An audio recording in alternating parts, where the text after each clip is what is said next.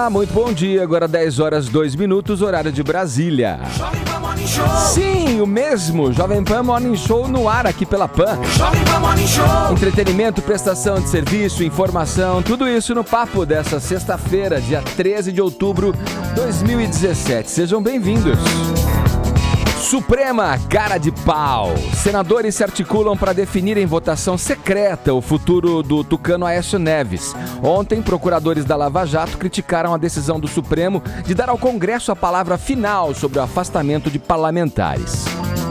Alimentando polêmica. O que é a comida de astronauta que o prefeito João Dória vai distribuir a comunidades carentes de São Paulo, hein? Nutricionistas chamaram o alimento de ração humana. Recorde absoluto. Hit Despacito atinge a marca de 4 bilhões de visualizações no YouTube. O que explica o sucesso da música? Freud e Paulinha Carvalho explicam.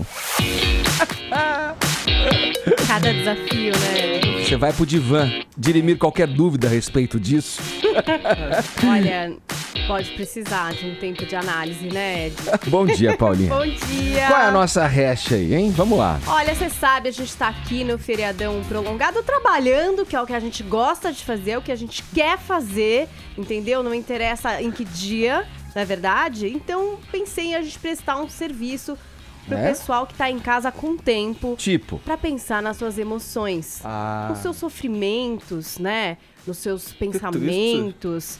Tem gente passando por problema amoroso, sexual, emocional, familiar, não é? Sempre E aqui nós estamos em quantos? Estamos em 5, 6, se a gente contar o Arcom. Pessoas que podem dar um help. Não é ajuda profissional, né?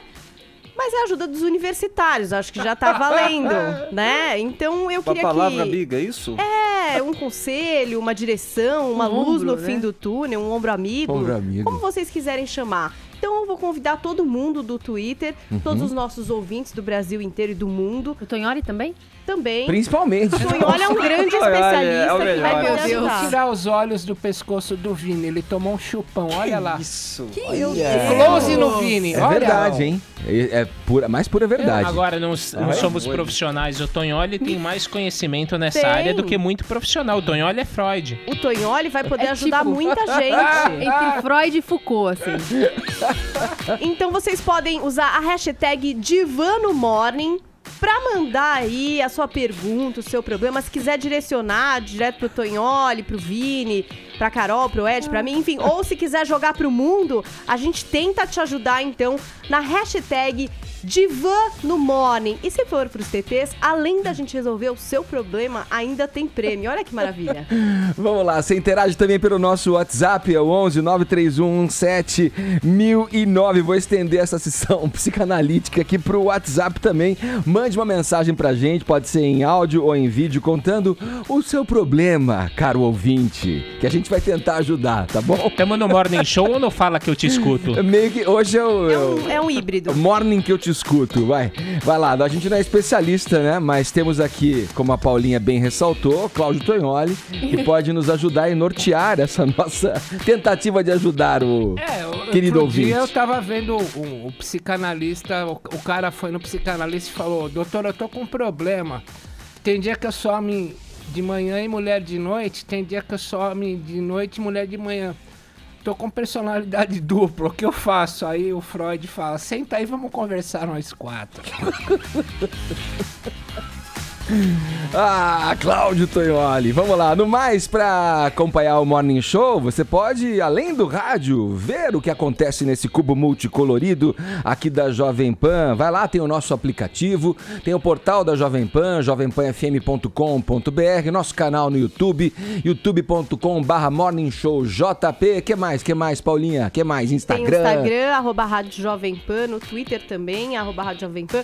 Agora, sabe o que é importante? Você vê os perfis verificados, hein? Dá uma olhada se o seu tem aquele azulzinho do lado, senão não vale, você não vai estar recebendo as nossas atualizações. Boa, e no Facebook também tem conteúdo extra por lá do nosso programa. Se passar por lá e gostar, dá o seu joinha que a gente fica feliz. Todos convidados a passarem a próxima hora e meia colados aqui na Jovem Pan, engatando já uma segunda marcha nesta sexta-feira.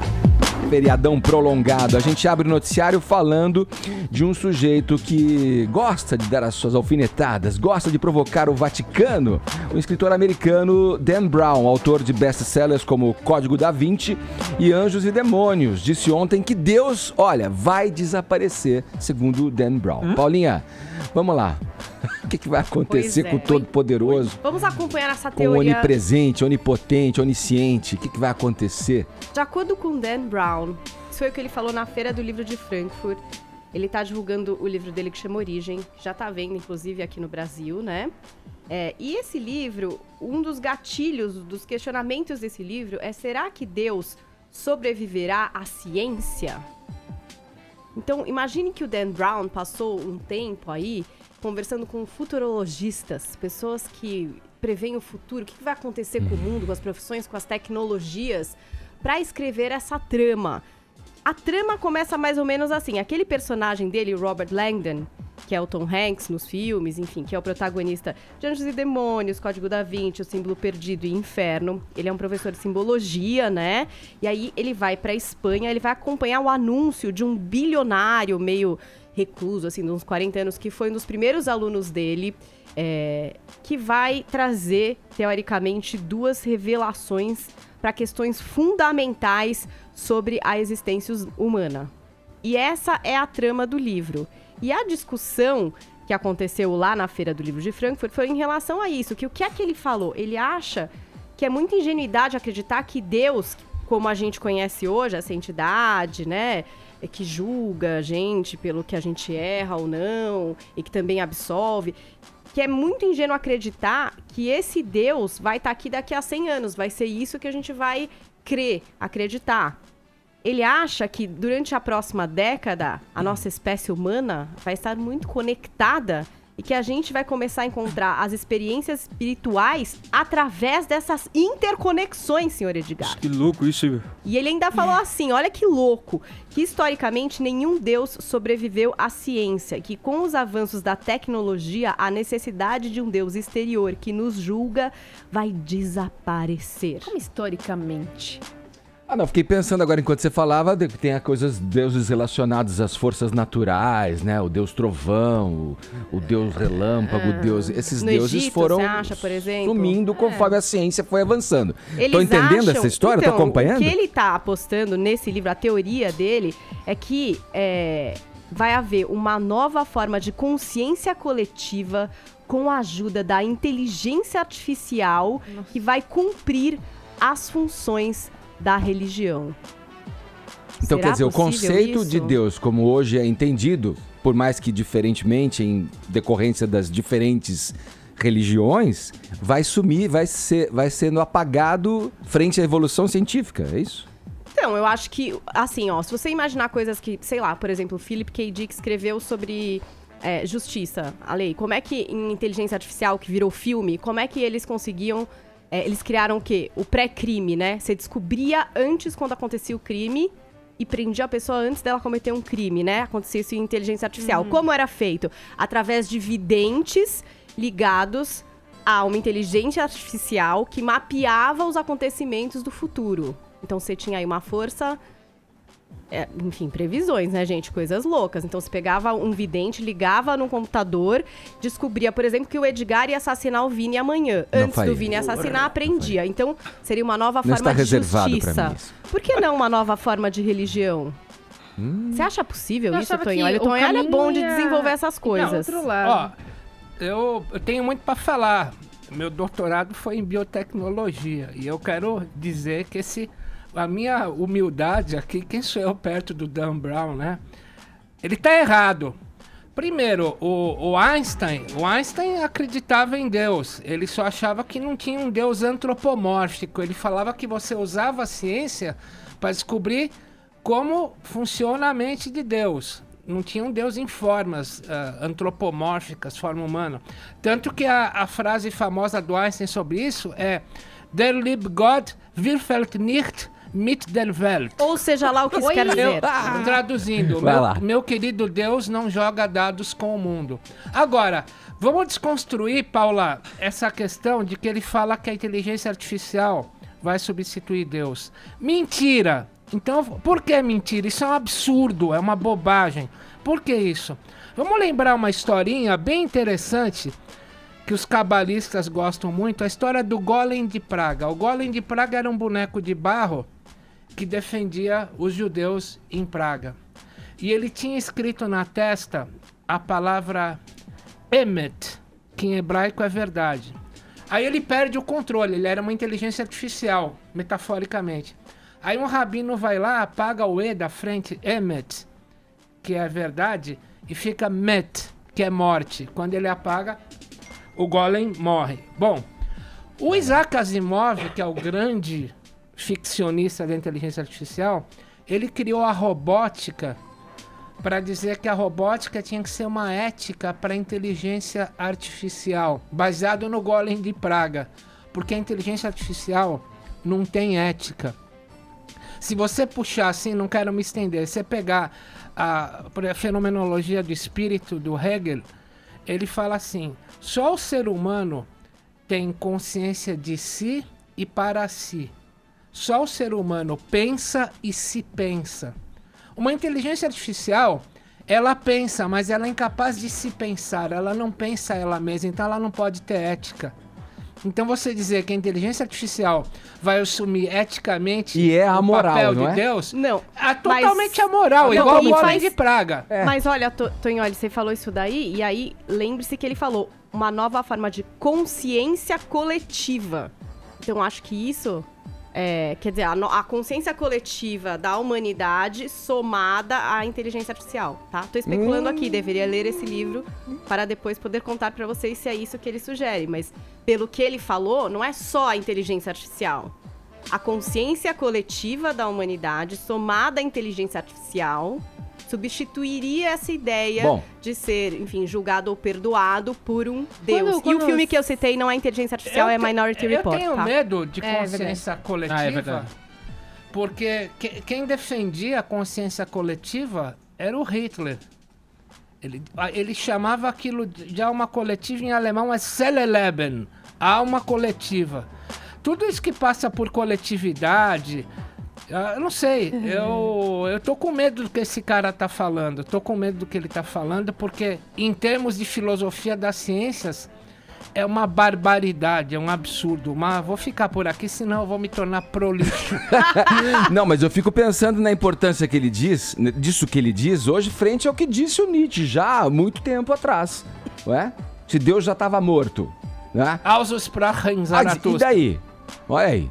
Morreu, Deus já acabou, ele já veio com esse conceito talvez muito antes do que o Dan Brown, que pode ter se baseado inclusive nessa E afirmação. os cientistas sempre querem provar que Deus não existe, ou que não existe, né? Com cálculos, com métodos de que não existe nada disso. Então, eu pensei que quando você começou a falar que o livro ia nesse sentido, de que Não, e ouvindo pode ser que tantos vá, porque imaginando futurologistas e também tal. que vão ter duas revelações sobre a existência humana, Uau. e se uma dessas foi como realmente surgiu a vida?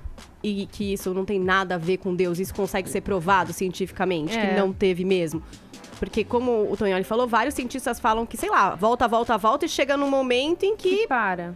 pá, Uhum. essa primeira fagulha, qual foi, sabe assim? Sim, você tá cabeçudo, Ah, né? meu Deus! Vocês sabem que em ciência, eles não são criacionistas, né? Não são cientistas, mas em ciência você se diz que prova da existência de Deus é o olho humano. Você nunca consegue reconstruir o olho humano. Em filosofia das ciências se chama complexidade irredutível. Não tem como se reduzir e refazer. Tem uma puta embate na ciência, eu não estou defendendo essa ou a outra. Não tem como reproduzir o olho humano. Então, isso se chama complexidade irredutível. Teria uma mão divina na criação do olho humano. Agora, não vem com essa pataquada que foi feito há 10 mil anos, etc., porque já é criacionismo. Vamos lá. Conversa sua louca. Você Casão, você 10 acompanhou? mais 10, Já quero 40, ver esse né? filme, velho. Eu não entendi nada. Ainda é um livro, Casão, tá? Chama Origem do Dan Brown. Mas deve, o deve vídeo- virar filme, né? Ah, não é filme? Ainda é só livro, por enquanto. Vamos pular aqui de uma polêmica. Começamos quente hoje. Para outra, que o prefeito de São Paulo, João Dória, anunciou que vai distribuir às comunidades carentes da cidade uma espécie de comida de astronauta, foi esse o termo que ele usou. Nutricionistas reagiram chamando o composto alimentar de ração humana. Vamos lá, Carol Ercolim, que rango é esse? Não apetece a princípio, hein? A gente tá vendo até uma foto dele segurando, pra quem tá acompanhando a gente pelas redes, pelo YouTube, pelo Facebook. Enfim, parece uma pipoca, assim, um biscoito um pouco maior. Enfim, é um produto que será doado por uma empresa chamada Plataforma Sinergia, que fabrica o composto, até essa explicação está no site, o composto a partir de alimentos que estão perto da data de vencimento e fora do padrão de venda em supermercados. Ele falou sobre isso ontem, né, justamente por conta dessa movimentação dos nutricionistas de algumas entidades. Falou ontem em Milão, a Jovem Pan tá lá, Daniel Lian tá lá, e defendeu essa alta qualidade do produto após ser questionado sobre a opinião de alguns nutricionistas que criticam a iniciativa e apelidaram já de ração humana. E aí o Dória acreditou as críticas a um sentimento ideológico. Vamos ver. Primeiro, essas coisas que o Brasil tem de colocar ideologia, partidarismo nas coisas. Aquilo foi desenvolvido por cientistas, um trabalho de anos, elaborado com enorme cuidado e foi submetido à Prefeitura de São Paulo com todos os respaldos de universidades, de cientistas, uma elaboração correta. O alimento é liofilizado. Eu li uma matéria dizendo que o produto estava em fim de prazo de vencimento. Imagina, o alimento é liofilizado, dura anos. O alimento liofilizado é o mesmo que os astronautas consomem quando vão em missões espaciais. Bom. É o mesmo, é bom, eu experimentei, comi, não tem nenhum problema, tem vários sabores, inclusive. O alimento liofilizado é o que o Exército utiliza, que em situações de emergência, em lugares inóspitos, onde há dificuldade de alimentação, esse tipo de alimento é o que nutre em proteínas, vitaminas e sais minerais. Isso é, eu diria, um grande equívoco. Eu acredito isso a falta de informação ou um sentimento ideológico de querer criticar o que mereceria ser estudado e não criticado. Só uma legenda, liofilizado alimentos desidratados a baixa temperatura para conservação, tá certo? Tô certo, Tonhão? Olha, o Dória tá certo, ele tem toda a ração. Bom, enfim. Aí, o que aconteceu? Houve-se todo ataque, realmente alguns grupos de esquerda, esse debate ideológico de fato aconteceu, mas de fato também os nutricionistas começaram a questionar se essa realmente deveria ser a abordagem, né, para você oferecer para uma comunidade carente, que a gente sabe que é arisca, a gente sabe que é difícil já chegar para oferecer uma ajuda, né?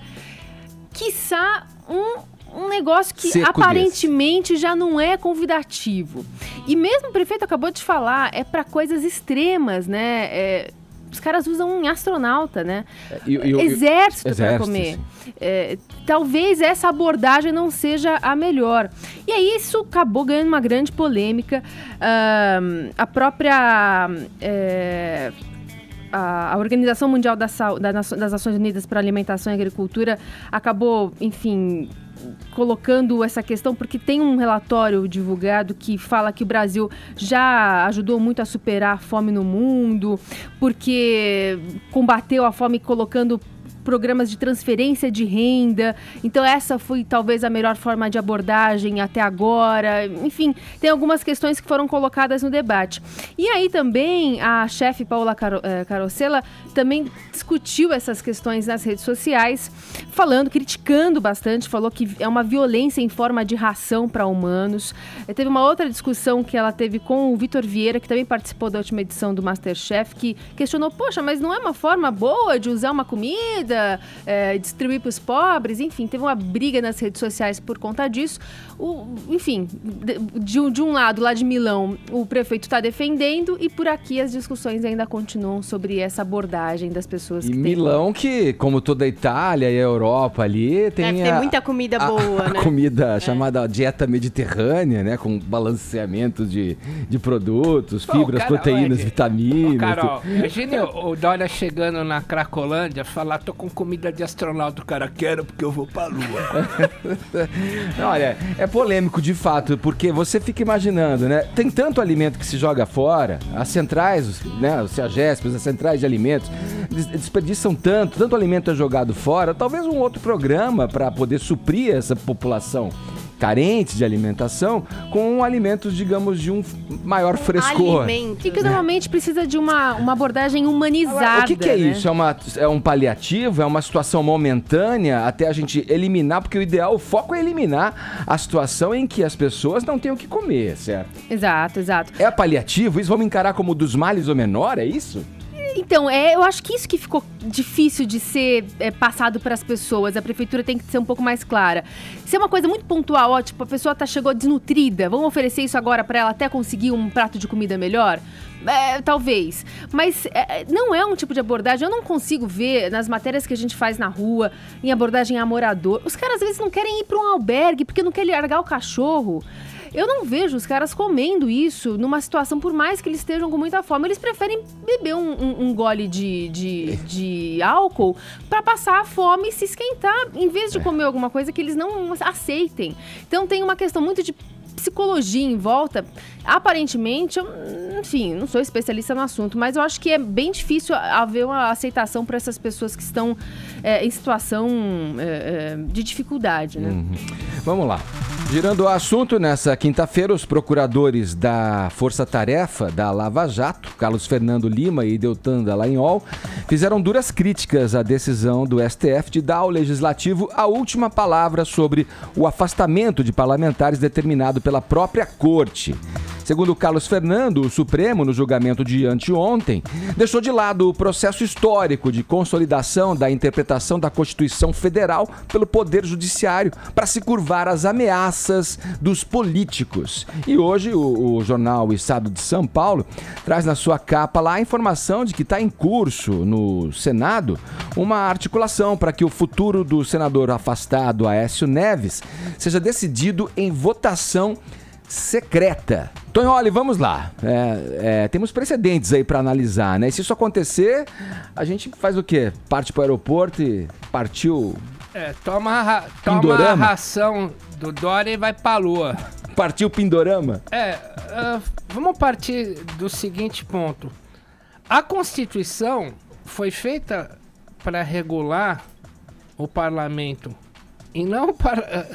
quem é o cão de guarda da Constituição é o Supremo. Vamos lembrar mais uma coisinha. O senador Delcídio do Amaral não foi pego em flagrante. E o artigo 53, inciso 2º da Constituição, diz que você só pode prender um senador em flagrante. Tá? Flagrante delito. Mesmo assim, ele foi pra frente. Por que que os caras mordem o Delcídio e assopram o Aécio? A gente tem que buscar algo, fora da discussão que tá na mídia, tem que buscar um entorno, que é o seguinte.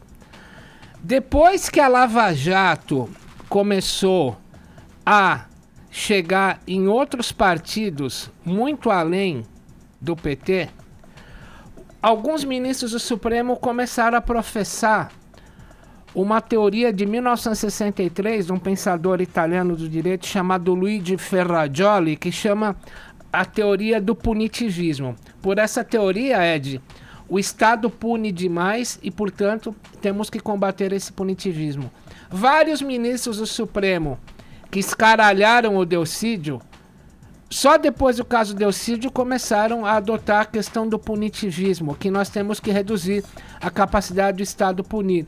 Quando entra a história do punitivismo? Quando a gente vê que a Lava Jato vai pegar todo mundo. Então eu endosso o que escreveram os dois procuradores, o Deltan e o Lima. Isso é um golpe legislativo contra a Lava Jato a partir do momento que ela invade outros partidos que não o PT. O que o Supremo fez ontem, eu acho, a minha pobre opinião, foi rasgar a Constituição. Porque é o Supremo que regula a Câmara via Constituição e não a Câmara que tem que ficar dando cartas para o Supremo. Eu não entendo mais nada. Só queria lembrar que, por exemplo, eu tenho uma série de elementos que eu já elenquei ontem, mas, por exemplo, o Edson Fachin puniu o Aécio. Em seguida, o Marco Aurélio Melo reverteu isso, dizendo que ele não podia contaminar a separação de poderes. Sim. Mas não é separação de poderes. Quem regula a Câmara é a Constituição e o guardião da Constituição é o Supremo. Ponto final. Qual a tosse de fundo nervoso disso, Ed? A tosse de fundo nervoso é vacinar os caras que vão ser pegos pela Lava Jato. Há um golpe legislativo contra a Lava Jato e o Aécio Neves é a expressão mais tocante disso aí. E outra, a alegação, segundo a própria matéria do Estado de São Paulo, tem, olha, assim, que seria para quem vai votar para reverter essa suspensão imposta aí ao parlamentar, no caso o Aécio, não ter o desgaste, diminuir o desgaste desses senadores, né, que vão votar aí pela reversão dessa suspensão aí de parlamentares. Quer dizer, uma coisa que tem que ser observada também é que o gigante, se ele não está totalmente desperto e acordado ainda, ele já dá os seus bocejos e começa a espreguiçar no leito esplêndido, né? Então a população, ela clama por transparência e por saber se seus representantes lá colocados vão representar de fato os interesses dessa população. Lembre-se de que o PT se aliou ao PSDB e apoiou o Aécio. Exato. Isso é o abraço de afogado. Exato. Vamos lá, pauta agora é televisão, mudamos até a nossa trilha sonora para falar da telinha. Vini, quem é que estreou ontem na bancada do principal telejornal do país, o JN, como agora estão chamando os apresentadores? Sim, Ana Luísa Guimarães, Edgar, rosto ainda pouco conhecido aqui em São Paulo, mas muito conhecido no Rio de Janeiro, ela que apresenta o RJTV segunda edição e já está na Globo aí há 26 anos, né? Começou como repórter da casa, foi crescendo, foi ganhando espaço, é uma jornalista considerada com muita credibilidade lá no Rio de Janeiro, se destacou nas últimas entrevistas aí com os candidatos à prefeitura do Rio e agora teve essa promoção aí, ontem ela estreou na bancada do Jornal Nacional ao lado do Heraldo Pereira, né? Fazendo ali o plantão, né? De feriado do William Bonner e da Renata Vasconcelos. Ela ensaiou na quarta-feira com a Sandra Nemberg, já tinha feito ali alguns posts, né, anunciando que ia realizar esse sonho, como ela mesma disse, e ontem foi a estreia oficial, foi muito bem, foi muito parabenizada pelas redes sociais e mereceu realmente essa promoção aí, a Ana Luísa Guimarães, Edgar. É um movimento que o Jornal Nacional, a Globo, o jornalismo vem fazendo, né, Vini? Você falou da Sandra Nemberg, teve também já a Mona Lisa Perrone na bancada, a Carla Vilhena também, né, apresentando o jornal, e geralmente isso acontece nas férias dos apresentadores oficiais, ou nos plantões, nos feriados. Nos feriados, né? Ela que também faz, às vezes também, o plantão ali no Bom Dia Brasil, né? E agora no Jornal Nacional. Enquanto isso, Edgar, no SBT, ontem... O SBT ao contrário, né? Dudu Camargo ontem comemorou 1 ano à frente do Primeiro Impacto, né? E ontem foi Dia das Crianças, né? Porque ele começou no Primeiro Impacto num Dia das Crianças, todo mundo achou que era algo, uma pegadinha do Silvio, algo excepcional para o Dia das Crianças, e ele acabou ficando e ganhando força dentro da emissora, né? E como presente de aniversário, ele ganhou ainda mais 15 minutos à frente do jornal, diminuindo o espaço do Marcão do Povo, para quem ele passa o bastão. Sim. Né? Isso 2 dias depois dele ter faltado, dele ter chegado atrasado para apresentar o Primeiro Impacto, segundo algumas fontes, porque ele estava na balada e perdeu a hora. Né? A emissora disse que ele estava sem voz. E ainda por cima renovou o contrato dele por mais 2 anos. E ainda há quem diga que essas mudanças no jornalismo do SBT que o Silvio tem implantado do jornalismo factual, ter tirado o espaço ali de alguns colunistas, teria sido a pedido também do Dudu Camargo. Tá brincadeira. Peraí. As conversas de Dudu, que é o homem mais próximo hoje do jornalismo do SBT com o Silvio Santos. Só nos resta perguntar ao próprio. E aí, Silvio? Tirar É verdade. o Dudu, eu não vou dizer. Ele tá influenciando você, pô. Eu não vou dizer, mas ele vai apresentar logo mais o SBT Brasil. Traremos o Dudu, hein, Edgar? Aí que eu quero ver. Vamos trazer o Dudu. Preferencialmente depois da balada. Chegar direto no programa. Vai. Que fase do SBT. Dá horário pra gente, Silvião, vai. É 10h32, horário de Brasília.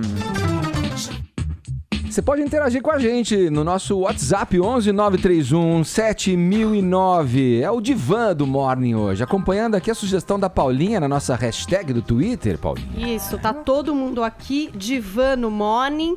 Já tem até algumas questões aqui. A gente vai resolver. Tipo? Vamos falar pra algumas, tá bom, pra instigar nossos ouvintes. Eu acho que a Carol ela é boa pra resolver essa daqui, ó. João Vitor diz o seguinte: meus primos criaram um grupo de WhatsApp pra combinar os rolê. E não me adicionaram. E sempre fico de fora. O que faço? Cria outro grupo com alguns desse outro, cria uma rivalidade, assim. Entendi. Em algum momento, uma dissidência. Em algum momento os caras vão ter que te chamar e tal, aí você, entendeu? Pra zerar essa relação. Pra facilitar o leve trás também das informações. Aí informações. você cria um evento bem mais legal, entendeu? Pra criar também uma animosidade entre os primos. Exato. É sempre bom isso pra resolver qualquer treta. João Vitor, tá respondido pra você. Mais? Queremos mais? Queremos mais? Mais um. Eu tenho uma que... Essa é pra mim mesmo, eu vou aguardar, vou deixar pro grande finale. Mas essa é pro Tonholi. Maria Edna Lima, nossa grande ouvinte. Grande Maria quer Edna. saber o seguinte: como preencher o vazio existencial? Reflexão deste feriadão, Tonholi. E aí, vazio existencial? Eu sugiro a ração do Dória. Você gostou, né? Meu, você acha que preenche o vazio? Não, o Nietzsche não fala: se você olhar para o fundo do abismo, o abismo olhar para o fundo de você.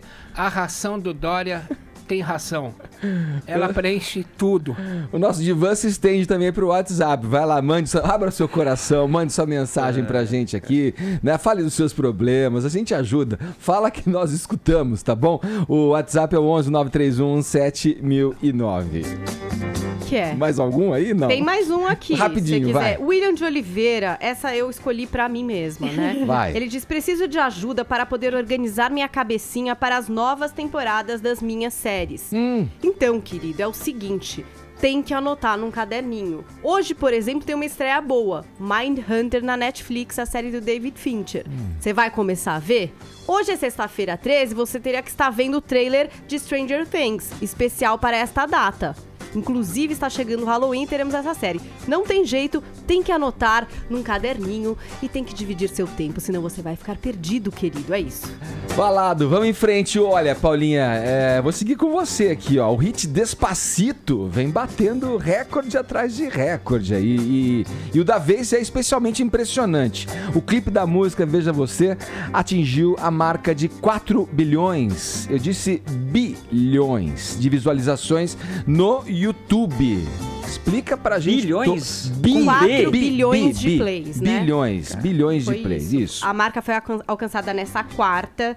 Estima-se que a média de plays de Despacito seja de 14 milhões de visualizações diárias. Diz que tem dia que dá 25 milhões de visualizações. Meu Deus. O que é que isso quer dizer exatamente? Que muita gente deve ouvir Despacito e pelo YouTube. Isso a gente tá falando só de YouTube. A gente não tá falando de outras plataformas, né? Como, por exemplo, Spotify. Imagina se ele fosse apressadito, então, né? Despacito, ele foi chegando nessa posição. Despacito, foi conseguindo 4 bilhões. E aí eu fiz uma lista de motivos pra isso, pra esse sucesso, Edgar. São 4 bilhões, eu fiz 4 motivos. Essa mulher? Pro sucesso de Despacito. Não, nem essa mulher, viu, Arcon? Eu comecei pelo featuring. O que é o featuring? É quando um artista convida outro para participar da música. O Luiz Fonsi já era gigante no mercado latino, né? Então já era muito conhecido dessa galera. Mas acho que precisava de uma forcinha no mercado americano. Então o que ele fez? Chamou o Daddy Yankee, que também é de Porto Rico igual ele, mas é um cara que já faz muito sucesso nos Estados Unidos. Ele até já entrou para a lista dos 100 mais influentes da revista Time. Então, tendo o nome do Daddy Yankee, chamou a atenção de um outro público. Aí, o que é que a gravadora fez, a Universal? Foi uma jogada muito esperta. Fez uma versão remix com o Justin Bieber. E isso levou a música para um outro público, talvez mais jovem, né? E que não conhecesse também o Luiz Fonsi. Ouviu através do Justin Bieber e, com certeza, depois acabou caindo na original, que... modéstia à parte é melhor. Não que eu faça parte da produção dessa música, mas eu acho que a versão latina, essa versão do Luiz Fonsi, é melhor do que o remix com o Justin Bieber. Então talvez tenha trazido mais gente aí.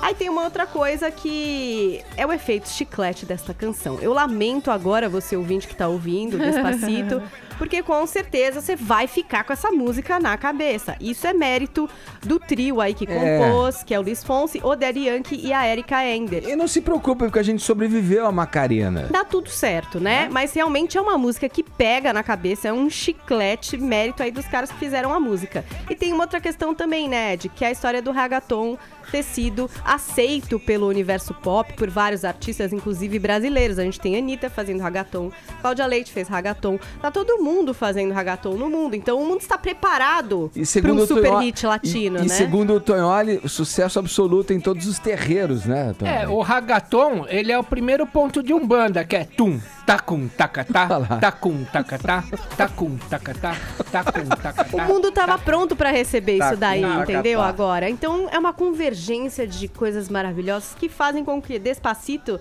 seja, por exemplo, o clipe mais assistido no México, na Espanha, na Itália, na Alemanha, em Portugal, na Grécia e na Argentina. Então, sucesso, né? Agora eu quero ver o desafio do Luiz Fonsi da próxima música, né? Quando o cara emplaca um hit assim, tipo o Pharrell com rap. Aí some. Se bem que o Pharrell fez muitas outras boas, mas vamos ver o que vai acontecer agora. Tô esperando, Luiz Fonsi. Cadê essa próxima música? Cadê? E falando em YouTube, só pra lembrar, hoje a gente tem um lançamento de um clipe novo da Anitta. Tá todo mundo esperando. Aí você tem até um trechinho da música, né, Ed? Tá virando, ó. Anitta de olho na carreira internacional, o projeto Checkmate, lembra? Um clipe por mês ela prometeu pra gente, né? Então o primeiro foi Will I See You, uma música meio bossa nova, ali com o Pooh Bear. Agora ela traz essa música nova, Is That For Me, que é em parceria com o DJ sueco Alesso. Além das ações normais já que a Anitta faz, vai ter uma em especial. Ela vai ser a primeira artista brasileira a poder fazer uma live de 24 horas no Stories do Instagram. Então ela vai fazer isso a partir da 00:30 da sexta até o horário da participação do DJ Alesso num festival de música eletrônica que acontece no Rio. Ela vai participar lá com ele, então vai fazer uma live de 24 horas. Enfim, acho que vai ser uma coisa super estudada e cheia de lances aí, né? Porque a Anitta não erra nesse passo. Ela também vai Despacito, mas vai crescer. E até ela tem postado no stories dela cenas das filmagens que acontecem na Amazônia, Edgar. E tem rendido momentos engraçados de tombo no meio do matagal. E tem um muito legal. O Diogo pode pôr pra gente, da Anitta no meio da Vitória Régia. Será que dá pra dar esse play? Se não der, eu narro pra vocês, que é bem maravilhoso.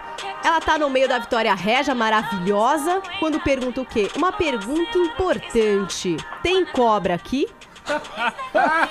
Porque teve que passar, né, por vários perrenguinhos, porque gravar na Amazônia não traz aquele conforto que muitos artistas estão acostumados, mas a Anitta, a gente sabe, enfrenta a cobra no deserto, é maravilhosa. Vamos esperar esse clipe, hein? Vamos ver como é que vai ser aí a contagem numérica do clipe novo da Anitta, lançado hoje, Is That For Me. Vamos lá, outro tema que a gente vai tratar nessa manhã aqui, né, no Morning Show, são as emoções do reality show A Fazenda, da TV Record. Ontem foi dia de eliminação. O Vini, quem que se deu mal? Quem que falou tchau? O ídolo corintiano Diney. Quarto eliminado da Fazenda, o Diney. Aliás, essa Fazenda, que é a Fazenda Nova Chance, que só tem ex-participantes de outros reality shows, né? Nome, gente, Nova Chance. Fazenda Mas Nova até agora Chance. só foram eliminados participantes que estiveram na própria Fazenda. né? A Nicole Balls, o Fábio Arruda, a Bombom e agora o Diney. Ou seja, a Fazenda está dominada pelos ex-BBBs, né? A Flávia, o Yuri, o Matheus estão se dando melhor aí que os ex-fazendeiros. Inclusive, ele foi eliminado ontem por um ex-BBB pelo Marcos. Lembra do Dr. Marcos? Foi expulso do BBB depois de toda aquela denúncia de agressão, né, a Emily, e ele teve 52% de preferência do público. E a Carol Ercolim já tá fazendo aquela cara de rejeição, imaginando como é que colocam um cara que foi denunciado por agressão à mulher dentro de um reality e o público ainda deixa o cara lá dentro, né, Carol? Não, e na verdade toda a concepção de se fazer um reality show com ex-BBBs e ex-fazenda. Eu tô indo um pouquinho mais atrás, mas tudo e bem. tem ex-Masterchef também, ótimo formato. Ex-Morning Show.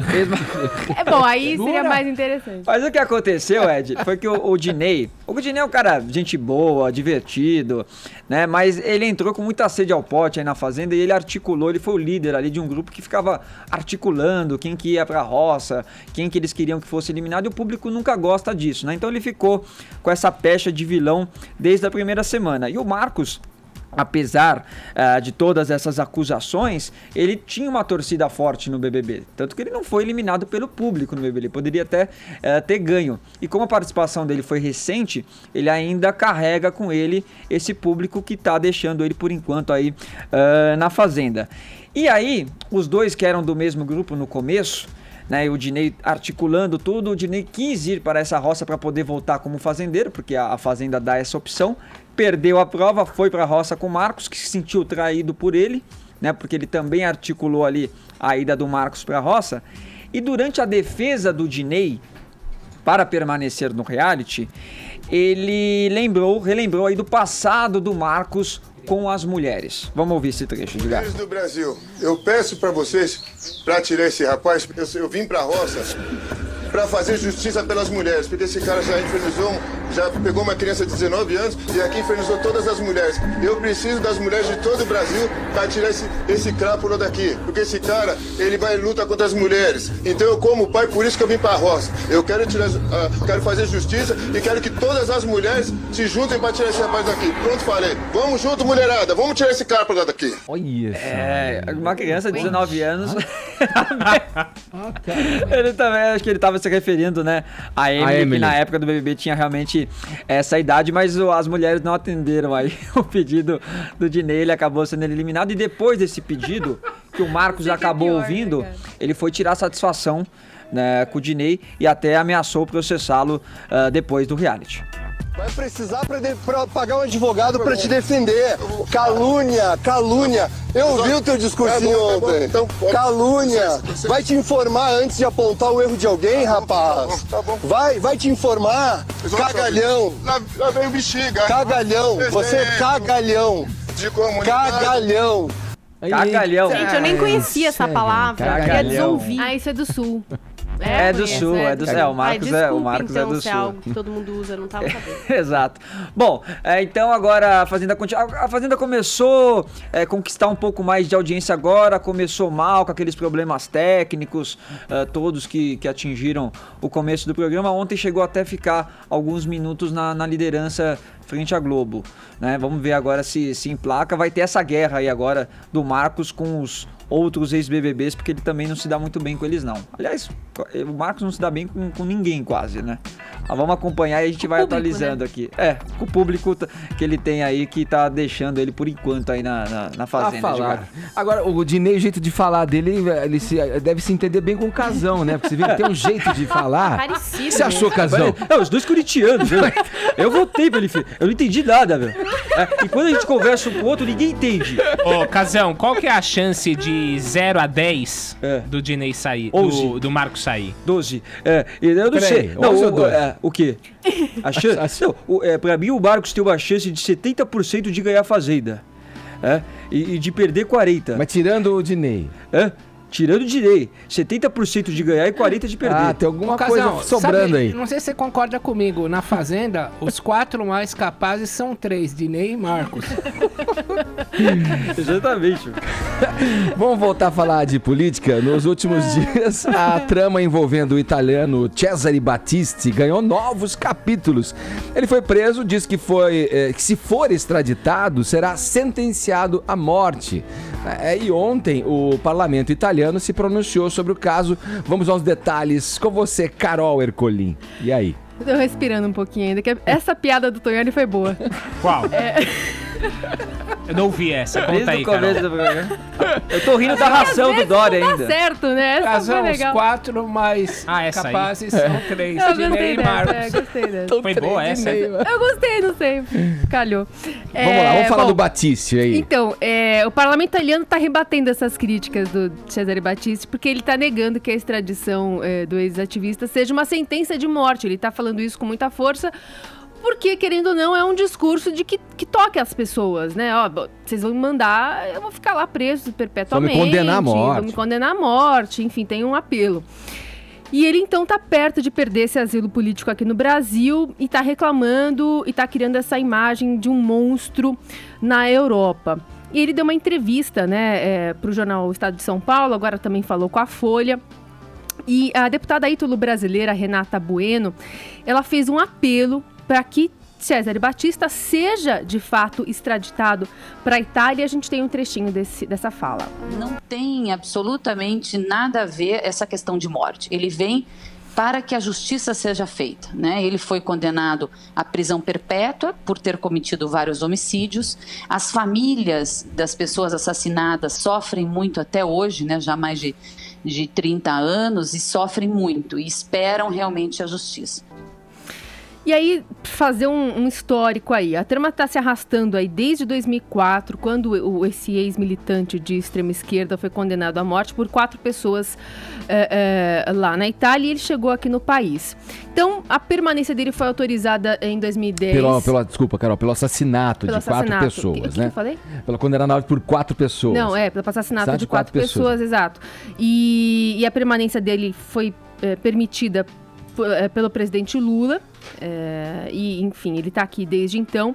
E há esse esforço da Itália para repatriá-lo, para fazer cumprir essa condenação lá na prisão perpétua, que acabou nunca acontecendo. E agora há essa movimentação do governo brasileiro aqui, do presidente Michel Temer, para revogar a condição do refugiado. E aí, tudo depende de uma decisão do STF. Então, tá nesse momento disso acontecer. Ele continua lá vivendo em Cananéia, numa casa emprestada de um amigo, com renda de parentes da Itália, da França. Tá casado com uma moradora lá, tem um filho.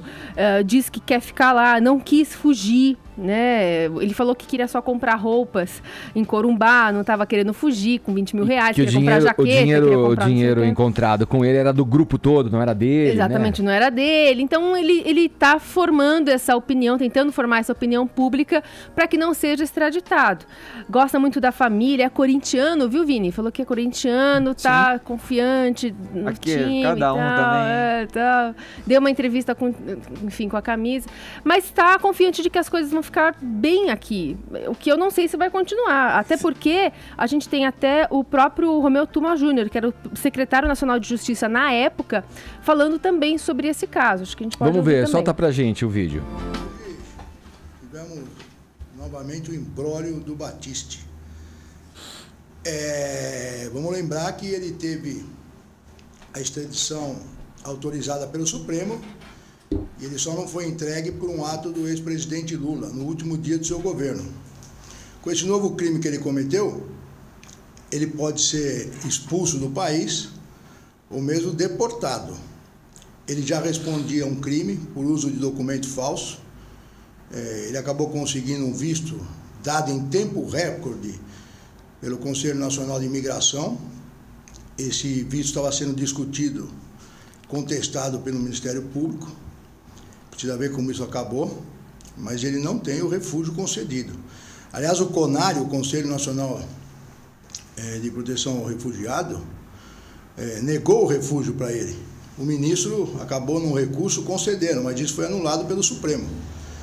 Então, assim, essa discussão é tola, porque ele pode ser expulso ou mesmo deportado, porque um estrangeiro comete crime no Brasil, a legislação permite, se for interesse das autoridades do Executivo, que ele seja expulso antes mesmo do cumprimento da pena, ou antes mesmo de se terminar o processo. No livro Assassinato de Reputações, nós contamos todo o histórico dessa história do Batiste, como foi concedida essa liberdade para que ele pudesse viver no país. Acompanhe lá. Um grande abraço a todos. Esse segundo crime que ele está se referindo é essa tentativa de sair do país aí pelo Mato Grosso do Sul. Vamos lá. Tonholi, quer comentar? Tem um bastidor interessante. Por que o Batiste ficou aqui?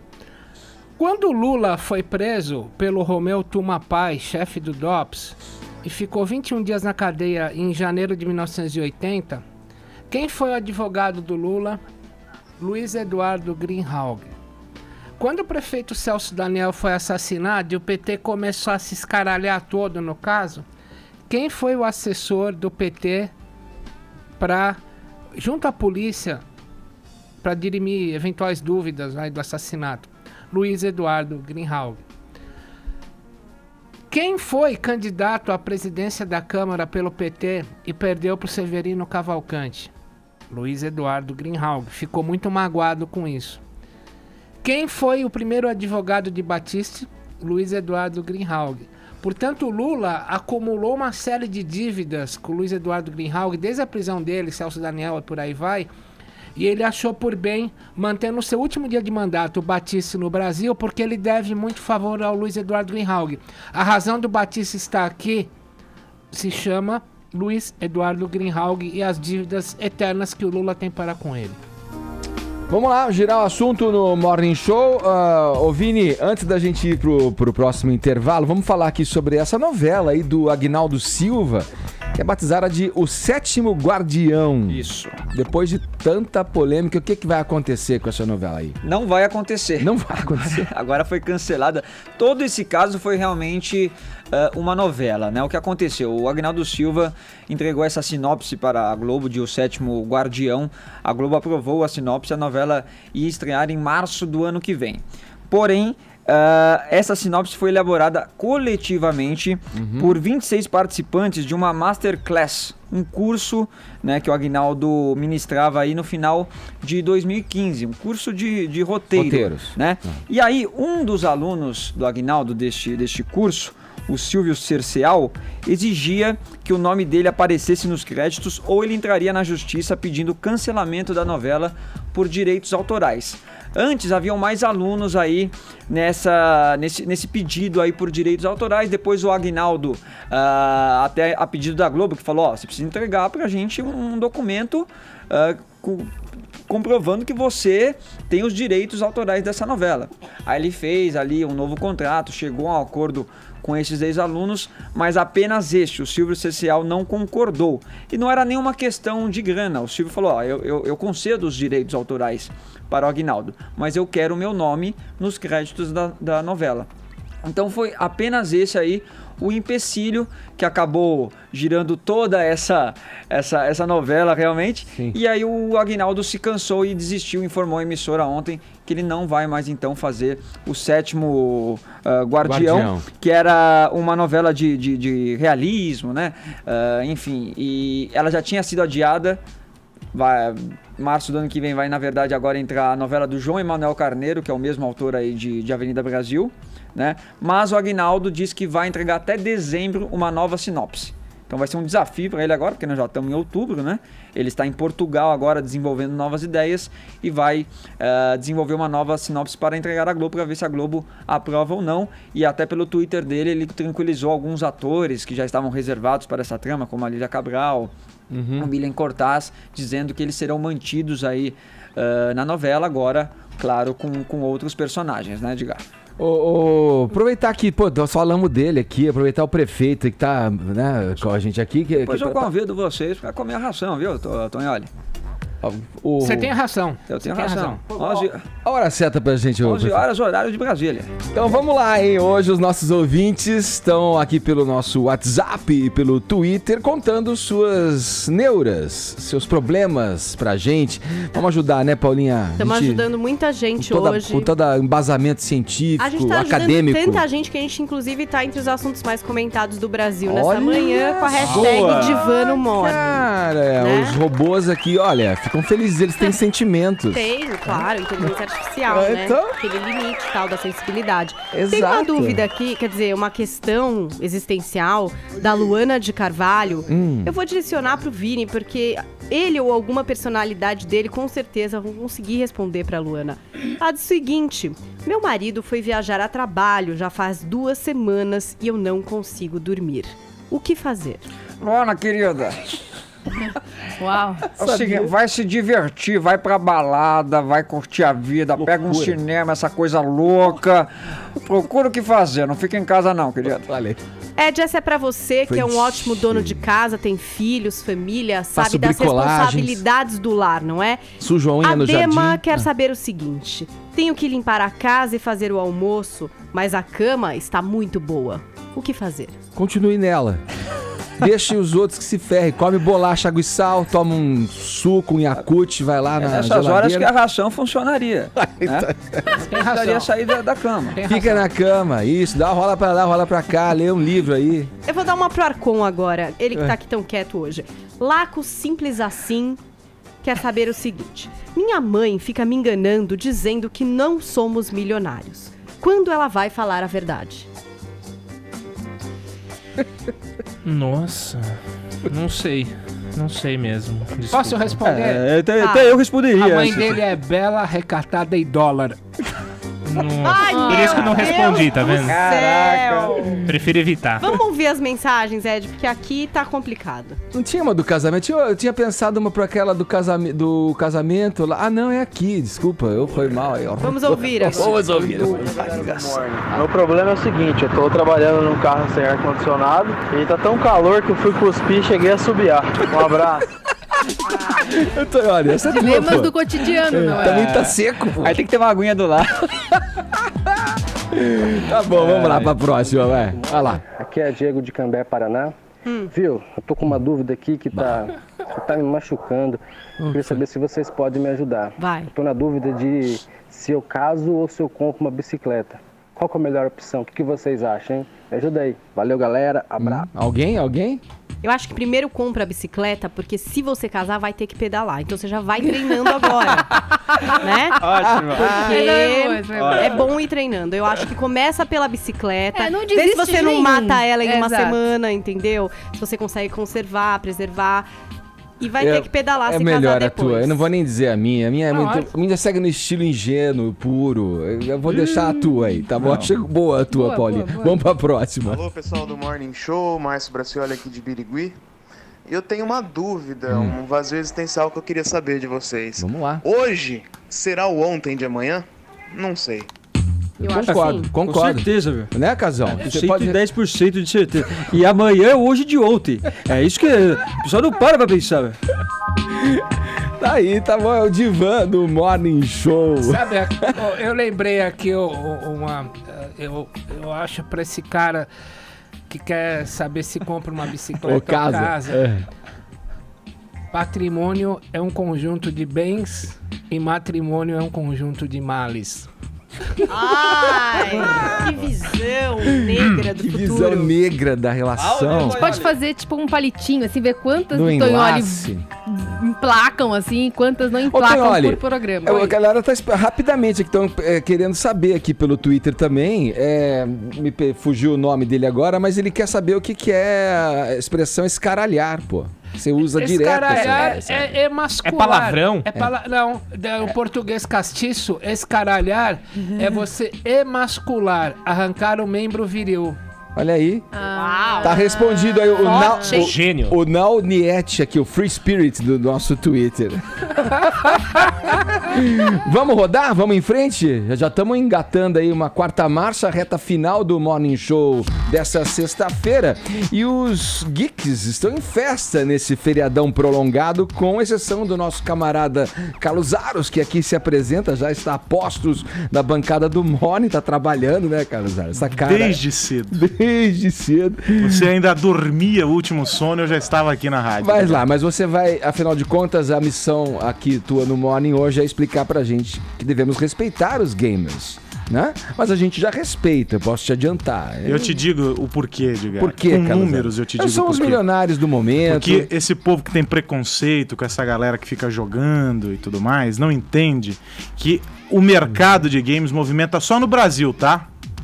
A projeção para esse ano, 1,6 bi. 1,6 bi. Em dólar eu tô falando. 1,6 bilhão de dólar. Então, pensa assim, é muito dinheiro. Rivaliza com o cinema, rivaliza com grandes setores.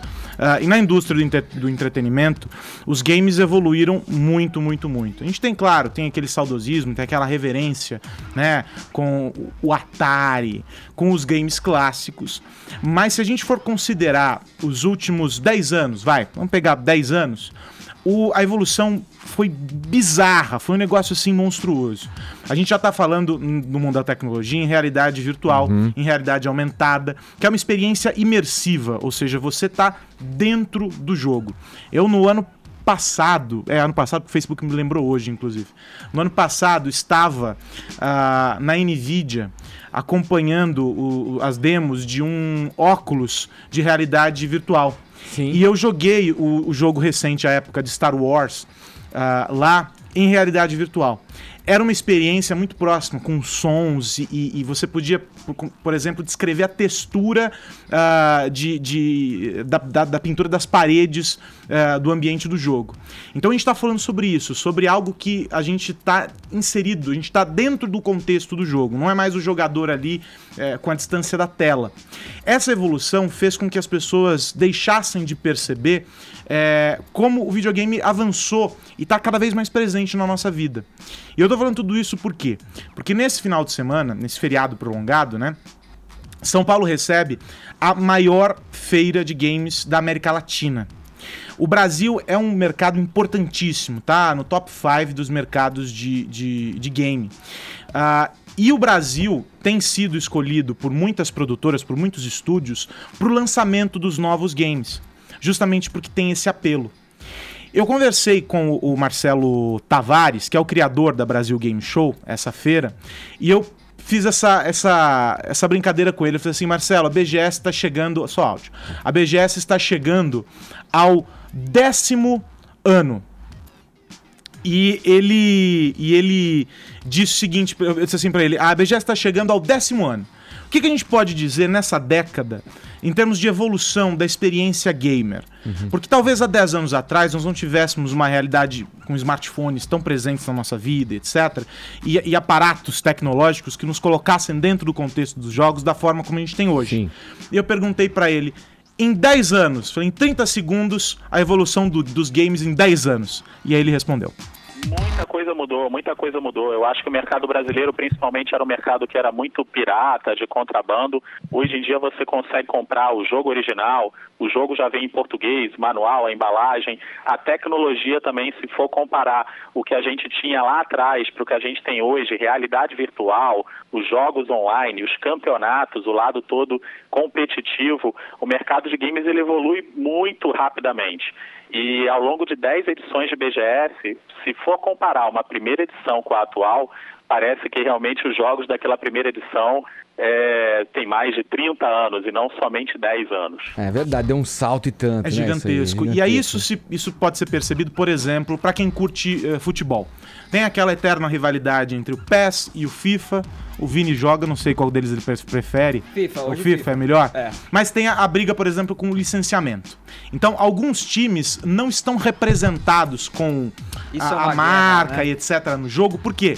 Porque agora isso é uma indústria. Então, pro time estar lá, tem que ter um licenciamento. licenciamento, o estúdio tem que pagar, rola um negócio que movimenta muito dinheiro. Sim. Do outro lado, com os atletas, envolve também a imagem desses atletas, porque a perfeição no desenvolvimento do personagem que tá ali no jogo é tamanha, que é como se você estivesse assistindo a um vídeo. Virou mídia, né, Aros? Muito. Virou mídia, né, a questão do game. Pra você ter uma ideia, tem as placas, né, de publicidade do gramado, elas têm publicidade do jogo.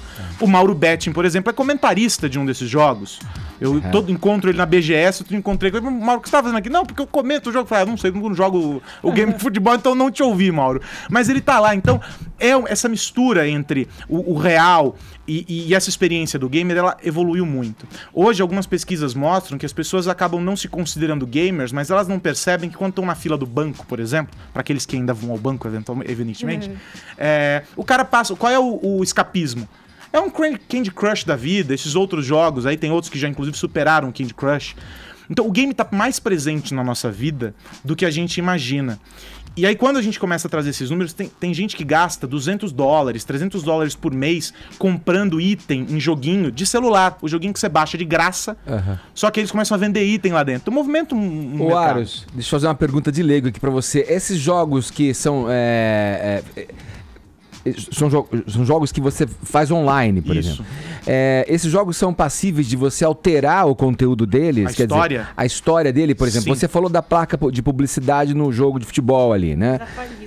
Você pode mexer com esse patrocínio que tá ali atrás? Pode. Eu estive há pouco tempo atrás no estúdio da Riot, aqui em São Paulo. Fica em Perdizes. E eles têm um núcleo lá que é de desenvolvimento. São os caras que estão escrevendo a história do jogo enquanto o League of Legends vai avançando. Então, à medida que a história vai avançando, que você vai entrando em novos universos, você tem um time de roteiristas, um time de designers, tem músicos compondo a trilha que tá rolando ali. No caso dos jogos que vêm já montados do estúdio, aqueles que você não vai ter atualização, que é só de um ano para o outro, não é tempo real. Você tem, por exemplo, um trabalho da equipe de dubladores. Os caras gravam as falas todas, então é um trabalho constante. Também rolando muito, inclusive sendo televisionado, montando estrutura para televisionar campeonato de game. E com audiência que bate eventos esportivos do mundo físico, vamos dizer assim, de longe, assim. É um negócio gigantesco. A Esporte Interativo também faz programas com canais dedicados a isso, exatamente. E o Edgar abriu o papo perguntando pra você, falando por que devemos respeitar os gamers. Uma coisa que mostra bem o poder de fogo dos caras, entre os principais youtubers do mundo hoje, são vários os que comentam games. O principal, aquele sueco. Muitos. E sabe qual é o fenômeno desses caras? O que é uma sacada que pouca gente percebe? Eu tava conversando esses dias com uma especialista em marketing digital, focada em influenciadores, que são esses youtubers. E ela falou assim pra mim, por que um cara que há 2, 3 anos atrás falava sobre Minecraft ainda se mantém na crista da onda? Se o Minecraft hoje deixou de estar no topo, pelo menos na grande mídia, pra muita gente ele ainda tem um apelo enorme, tanto é que é um baita negócio para a Microsoft, mas esses caras, o que eles fazem? Eles acompanham a evolução do game. Então eles não ficam só numa conversa eterna com aquele público que tá ali. O público se renova. Por quê? Porque a todo ano você tem um lançamento, a todo ano você tem uma nova história, é um público que se renova e esse cara tem uma vida longuíssima. As maiores audiências, o Arcon lembrou bem, as maiores audiências são desses caras, eles têm um valor enorme para as marcas e para o público. Por quê? Porque o meu irmão, vou citar o Vinícius, ele chega com um jogo para ele começa a jogar, eu digo, mas você já jogou isso com algum amigo e tal? Não, mas eu assisti o fulano de tal. Então ele já viu tudo que ele tinha que percorrer ali e já tem o caminho das pedras para jogar, sabe? Incrível. Então é um mercado que começa a sair daquela coisa do cara e a televisão, o cara e o console, e já há muito tempo ganhou esse espaço. Você tá falando do cara, eu te falo de carinhas. Meu filho tem 6 anos e um dos caras que ele mais gosta é o Authentic Games, que é o moleque que joga Minecraft. Exato. E ele nem sabe ler ainda, ele nem sabe fazer o que o cara faz. E o cara faz a live. Mas ele assiste e sabe explicar o processo pra gente fazer. E eu não sei ele. se ainda mas o maior youtuber do mundo era o sueco PewDiePie. Era o PewDiePie. Ele ainda tem uma baita audiência, mas o caso dele, aí é o que mostra a importância desses caras. Ele tinha essa história do público, então ele conversava com a molecadinha, basicamente era isso. E ele tinha um contrato com a Disney. Só que em um dado momento ele fez um comentário fazendo apologia ao antissemitismo e etc. E a Disney rompeu esse contrato e ele caiu meio que numa nuvem negra, um momento negro ali, se retratou e etc. Mas é um moleque, uma dos maiores mídias pro mundo dos games é ele. A Brasil Game Show, só pra dar o serviço, a Brasil Game Show rola até domingo, viu, Edgar? Mas tem ingresso esgotado e tal. E quem curte os games, com certeza vai assistir nos canais desses influenciadores as visitas ilustres. O pai do Atari tava por aqui, tem um monte de gente legal no Brasil por causa do evento e agora já estão participando de uma série de outras ações por aí, porque é um mercado gigantesco. Depois você pode ir jogando seu joguinho no celular no caminho pra casa, tá, Edgar? Falou, Arus. Agora 11h20, horário de Brasília.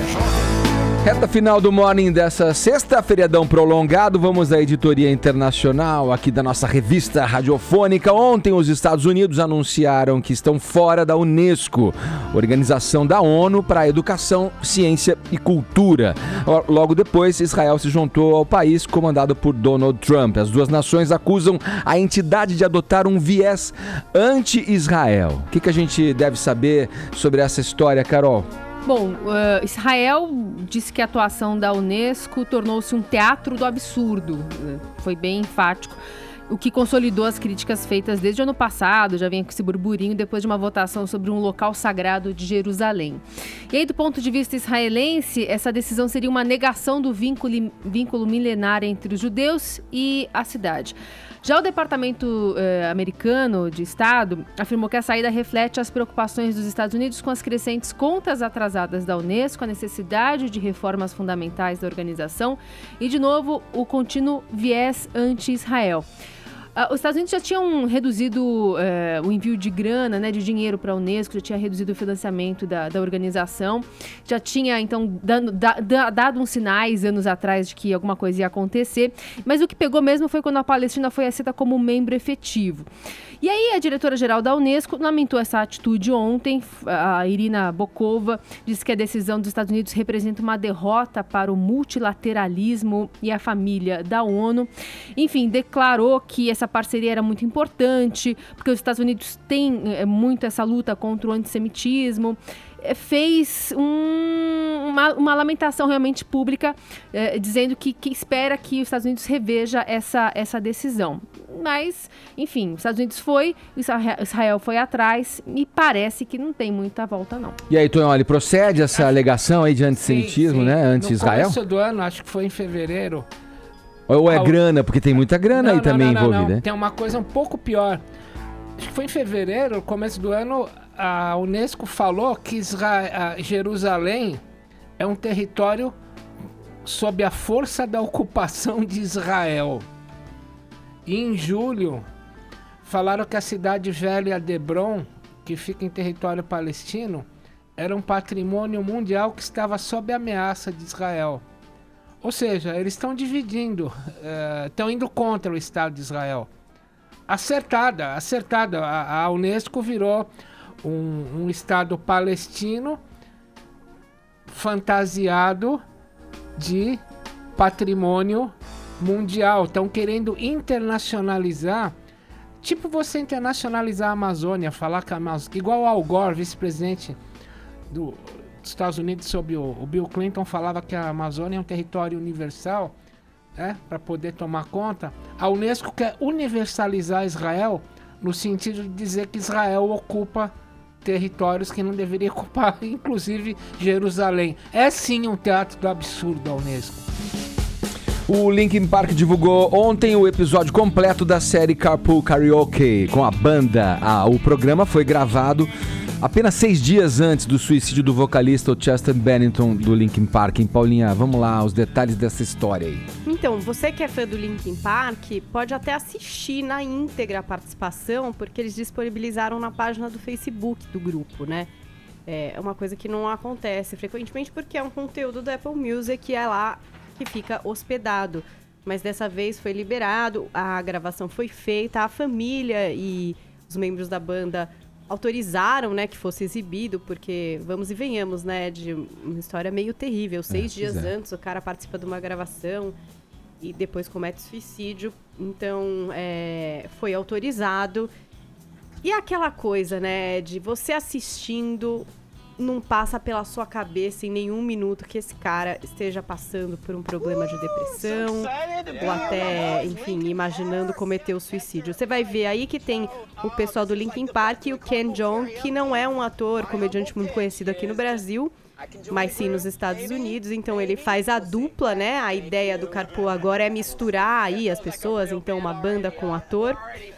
E aí, a piada toda que permeia esse episódio é de que ele quer fazer parte da banda.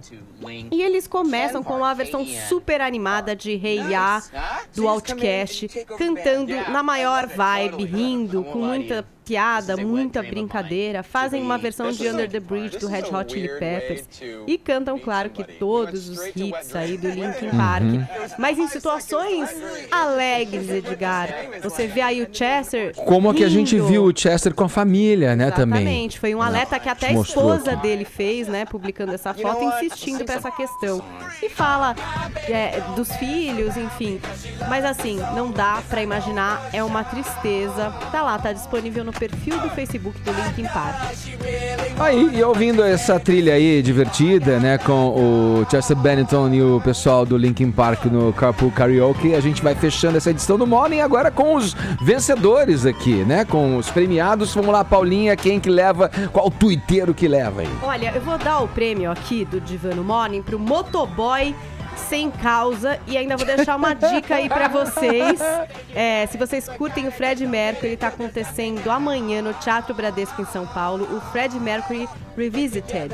Então um show homenagem com vários hits do Fred Mercury, com vários cantores super competentes aí, que inclusive participaram da versão brasileira do musical We Will Rock You. Então, se você gosta do Fred Mercury, sábado agora dia 14 às 9 da noite no Teatro Bradesco, Fred Mercury Revisited.